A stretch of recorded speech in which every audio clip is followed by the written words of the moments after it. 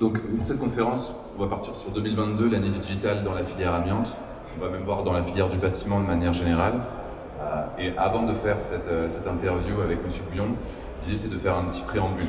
Donc quand on parle de 2022, l'idée c'est de voir un petit peu l'actualité, ce qui se passe en ce moment. Et donc on commence avec les initiatives des pouvoirs publics. Donc je vais citer un petit peu quelques éléments qui ont été apportés. On peut voir notamment... je vais revenir sur scène. On peut voir notamment Dématamiante, qui est une plateforme pour la transmission dématérialisée des PDR. Donc on a des actions qui ont été mises en place par l'État justement pour résoudre les problèmes de centralisation et de diffusion des enjeux auprès de ces PDR. La partie ministère de la transition écologique, avec notamment la plateforme Track Déchets, en lien avec l'économie circulaire, la gestion des déchets. Donc pour l'amiante, on peut penser au BSDA, mais à l'ensemble des polluants qui doivent être suivis. Et le SI Amiante aussi, pour collecter les informations de l'ensemble des opérateurs dans la filière. Voilà quelques actions qui ont déjà été mises en place. Je pourrais parler aussi de la loi Elan, qui est un peu plus ancienne, mais qui poussait vers de la dématérialisation, notamment pour les syndics. Donc on a des actions dans ce sens-là, qui sont à un premier niveau, puisqu'on parle de dématérialisation, de numérisation de documents. Et ensuite, on va parler de gestion de la donnée. Ça, c'est un niveau un peu plus poussé sur de la digitalisation. Donc la gestion de la donnée dans le bâtiment, si je devais citer quelques chiffres, on estime que 25% d'un coût dans un bâtiment sur une période de 30 ans, ça correspond à sa construction. On a 5% qui va être en lien avec la déconstruction, donc ça nous fait 30%. Et 70% du reste, ça va être de l'exploitation-maintenance. Donc l'ensemble des coûts qui peuvent être optimisés justement par cette donnée se situe sur ces 70% d'exploitation-maintenance. Et si je devais citer quelques autres chiffres, on peut voir qu'en 2019, il y avait 79 milliards d'euros qui étaient investis pour le logement neuf et 79 milliards pour la rénovation des bâtiments. 79 milliards, donc ce qui est plus conséquent, et ce qui est une tendance en hausse, notamment avec les enjeux du TPE, l'audit énergétique, où on va avoir d'autant plus d'investissements sur la rénovation des bâtiments. Et donc cette gestion de la donnée, où elle se situe, on a une slide ici qui présente un petit peu les phases de la donnée. Je pourrais y passer beaucoup de temps, je pense que c'est pas le sujet ici dans cette petite introduction. L'idée c'est qu'on va avoir une phase d'abord de génération, de collecte, ensuite de qualification, de traitement et de recherche et de rendre accessible cette donnée, pour arriver à une phase d'analyse, de prédiction et d'action. C'est ça en fait un petit peu le Graal, je pense, dans la maîtrise d'ouvrage, d'être capable d'aller agir en fonction de la donnée qui a été qualifiée, qui a été traitée, et qu'on va chercher plus loin en fait que dans ces PDF qui ont été numérisés. Être capable d'aller saisir cette donnée pour l'exploiter ensuite. Et donc, quels sont les outils en fait à disposition de la maîtrise d'ouvrage, en plus de ceux qu'on a évoqués, qui sont mis à disposition par les pouvoirs publics?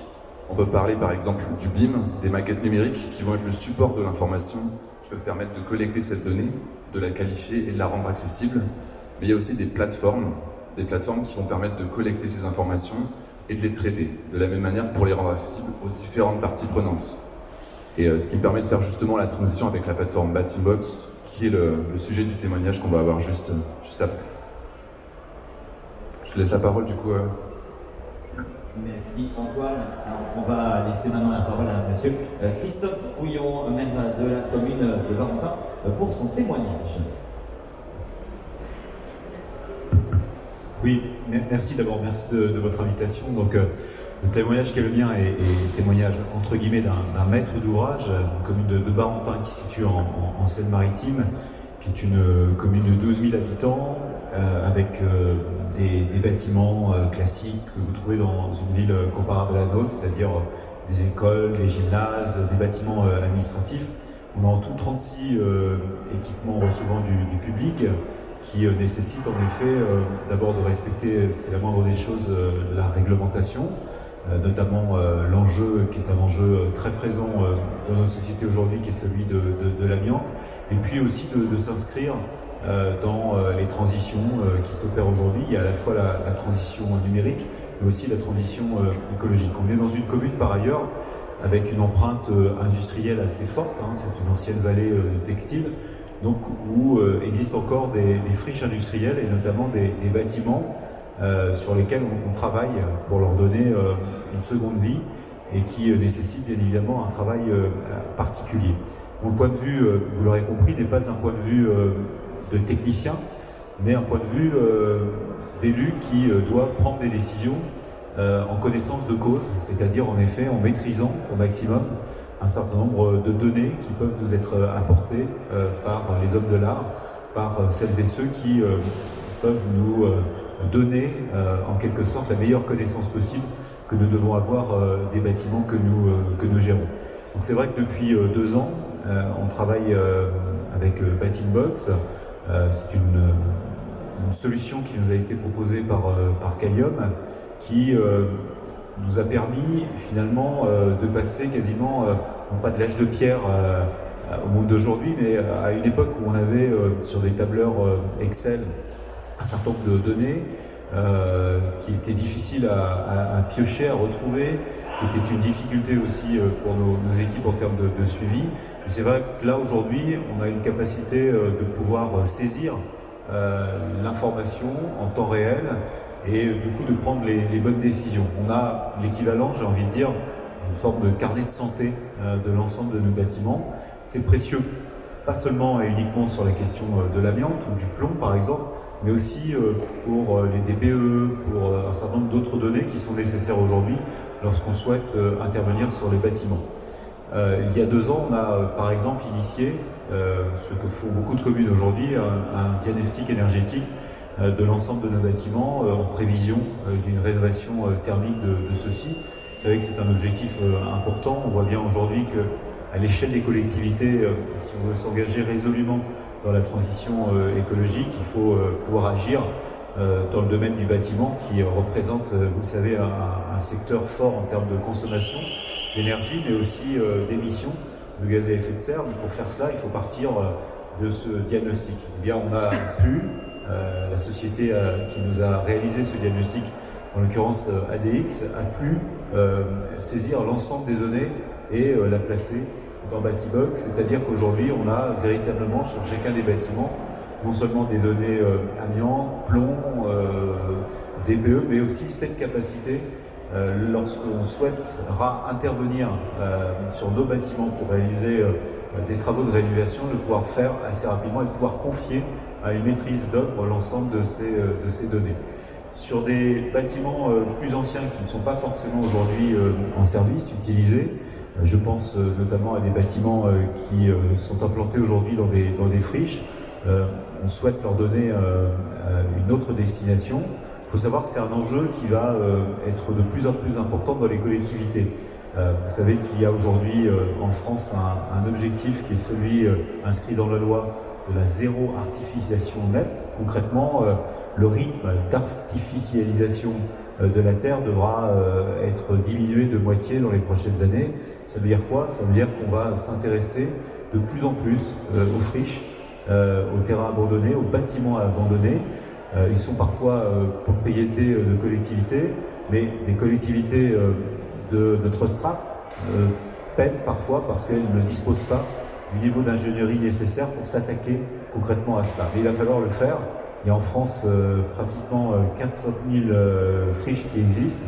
On dit qu'il en existe plusieurs milliers en tout cas qui pourraient dans les années qui viennent être considérées pour demain accueillir ici du logement, là de l'activité économique et pourquoi pas des équipements.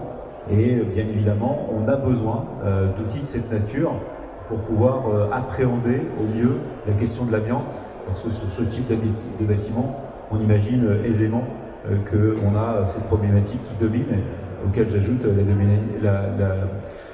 question du plomb. Donc là, on a aussi travaillé avec Calium sur une numérisation de ces bâtiments en 3D et une capacité qu'on a pour intéresser une maîtrise d'œuvre ou en tout cas pour construire un projet, et bien de la data qui peut être utilisée aussi dans la perspective, et vous l'avez fort bien expliqué, du BIM, qui est nécessaire aussi en termes de maîtrise d'œuvre. C'est-à-dire qu'on a des outils aujourd'hui à disposition de collectivités de notre strate, qui encore une fois, je souligne ce fait, ne disposent pas forcément du bon niveau d'ingénierie, et bien de pouvoir non seulement les avoir sous la main, si vous me permettez l'expression, de les avoir formalisés, regroupés dans une seule boîte en quelque sorte, mais aussi en capacité de les utiliser et de bien les utiliser, de bien les formaliser, parce que avoir de la data c'est bien, mais si on n'a aucune capacité de les utiliser, de les manier, de les en quelque sorte remettre en forme, en formule même, je crois qu'on s'arrête là. Et c'est une des difficultés qu'ont les communes comme Barentin ou d'autres communes. Je préside par ailleurs l'association des petites villes de France, qui regroupe l'ensemble des collectivités en France comprises entre 2500 et 25 000 habitants, c'est-à-dire des collectivités qui ont un certain nombre d'équipements publics et aussi des friches. Eh bien, c'est le même enjeu pour l'ensemble de mes collègues, c'est de se dire on a besoin aujourd'hui d'avoir une connaissance beaucoup plus fine de nos bâtiments, au-delà des obligations légales du DTA ou autre, mais pour cela, on a besoin d'être accompagné au plus près parce qu'on ne dispose pas forcément des compétences dans nos mairies pour pouvoir mener à bien ce travail. Donc, Batilbox, c'est une petite révolution pour des collectivités comme la nôtre, et c'est aussi une façon, vous l'avez compris, pour des élus qui ne sont pas techniciens, de pouvoir saisir un peu plus les données, les comprendre et nous aider dans le choix, parce que si nous ne sommes pas techniciens, pour autant on doit faire des choix, et que pour faire des choix, généralement, il y a trois niveaux d'analyse ou filtres qui nous amènent à construire ce choix. Il y a la donnée technique, elle est essentielle, il y a la donnée juridique, elle est essentielle, il y a la donnée financière. La donnée financière, on la maîtrise un peu plus, la donnée juridique, on peut encore la maîtriser, mais la donnée technique, c'est souvent le point faible et la difficulté qu'on peut rencontrer bien, dans la prise de décision d'une collectivité, d'élus. Si on est capable de réunir ces trois leviers, ces trois niveaux d'accompagnement et d'aide à la décision, bien, je crois que c'est essentiel. Et on voit, grâce à des outils comme celui-ci, finalement, des élus non pas se transformer en techniciens, je vous rassure, mais être en capacité bien, de jouer dans le bon sens du terme avec les techniciens, avec les hommes de l'art, pour pouvoir, j'ai envie de dire, optimiser aussi et la dépense publique et l'action, parce qu'on mesure aujourd'hui que pour une collectivité, confrontée comme nous sommes aujourd'hui dans un contexte difficile, quand on voit la hausse vertigineuse des prix de l'énergie, quand on voit l'inflation galopante, les marchés qui augmentent, eh bien on est tout de suite à l'affût de solutions qui nous permettent aussi non seulement d'optimiser nos choix, mais de faire des choix qui par ailleurs, et qui économiquement ou financièrement en tout cas, s'avèrent les plus justes, ou en tout cas les plus optimaux aussi. Voilà ce que je voulais dire en témoignage. Batilbox, on en a un peu rêvé, vous l'avez fait. Je pense que maintenant il faut déployer au maximum cela et permettre sans doute aussi aux élus, en maîtrisant, en tout cas en comprenant cet outil, de pouvoir corriger ce défaut d'ingénierie des fois qu'on peut connaître à l'échelle de notre collectivité. Merci beaucoup, Monsieur le maire, Monsieur Christophe Bouillon, maire de la commune de Barentin, pour votre témoignage. Yannick, on a clairement entendu avec ce témoignage, nous ne sommes pas des experts, nous ne sommes pas des techniciens et on a besoin d'accompagnement. Sur ces points, ça tombe plutôt bien parce que vous avez accompagné justement la commune de Barentin, et Christophe, avec son témoignage, a su aussi présenter comment vous avez fonctionné. Mais j'aimerais en savoir un petit peu plus sur Batilbox entre autres, et comment vous avez mis en place cette stratégie de cette transition à la fois écologique, puisqu'elle est là, et cette transition numérique. Eh bien, la genèse de tout ça, c'est que, alors nous qui travaillons dans le repérage amiante à l'origine, on a assez vite constaté la difficulté pour la maîtrise d'ouvrage, qui sont nos clients, à gérer la problématique amiante en général, depuis que les obligations réglementaires sont venues se mettre en place. On a essayé d'imaginer un système pour les aider, et c'est de là qu'est partie l'aventure EDT Amiante puis Batilbox, en se disant probablement que la transition numérique et l'utilisation d'outils digitaux doivent pouvoir s'adapter à résoudre ce genre de problématiques. Donc ça a été l'axe de développement qu'on s'est fixé avec notre expérience du terrain. On est vraiment venu du besoin terrain, de la collectivité, alors de la collectivité, mais des bailleurs, de tous les propriétaires en général qui sont confrontés à ça. Et puis on a travaillé à essayer de leur rendre la vie un peu plus facile en termes de gestion de la donnée amiante. Donc aujourd'hui, on a un outil digital qui répond aux besoins. Il y a d'autres moyens de répondre à ce besoin-là. Et ce dont on s'est rendu compte, c'est que la réglementation amiante, qui est un peu particulière et qui est probablement une des plus complexes à suivre, surtout quand on a des responsabilités, quand on est maire, quand on est propriétaire, et qu'on n'est pas toujours au courant de ce qui se passe dans cette réglementation, on s'est dit que si on arrivait à proposer un outil qui réponde à ce besoin-là, que probablement on saurait emmener l'outil vers tout le reste de la réglementation liée à la partie bâtiment. Et au-delà de cette réglementation, ce qu'on constate aujourd'hui, c'est qu'il y a un enjeu qui est un peu général, et pour le coup qui nous ramène vers l'amiante, c'est que, comme disait Monsieur le maire, le zéro artificialisation du territoire pousse aujourd'hui la collectivité, entre autres, à venir rénover l'existant. La rénovation de l'existant liée à des besoins de meilleur rendement énergétique et puis liée à l'utilisation de l'existant, nous replonge dans la problématique des polluants des bâtiments. Et pour le coup, avoir la possibilité d'avoir une donnée maîtrisée sur l'amiante et sur le plomb dans des bâtiments sur lesquels on se projette en rénovation, c'est quelque chose d'essentiel d'un point de vue d'organisation des travaux à mettre en œuvre, mais aussi d'un point de vue financier.